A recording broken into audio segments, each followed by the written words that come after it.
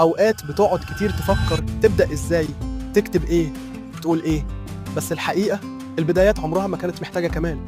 أنا مش هنا علشان أقولك إن الدنيا سهلة ولا هقولك إنك هتنجح من أول مرة. بس في سؤال واحد لازم تسأله لنفسك: هو أنا مستني إيه؟ مستني الظروف ولا الحماس ولا الناس تلاحظك قبل ما تبدأ أصلا؟ أنت مش محتاج جمهور، أنت محتاج نية حقيقية إنك تمشي حتى وإنت مش شايف الطريق كله. أغلبنا بيقع في نفس الفخ: مش جاهز دلوقتي، هبدأ لما أرتب كل حاجة، مش وقتها. بس خليني أقول لك حاجة: الوقت مش بيجي، الوقت بينتزع.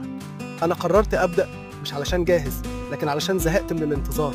الفيديو ده أول خطوة بسيطة بس حقيقية، وإنت ابدأ بخطوة واحدة بس تكون ليك.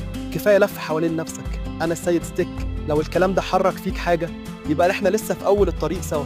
اشترك في القناة مش علشاني، علشانك، علشان كل مرة تيأس تلاقي حد يقولك أنا فاهمك، بس كمل.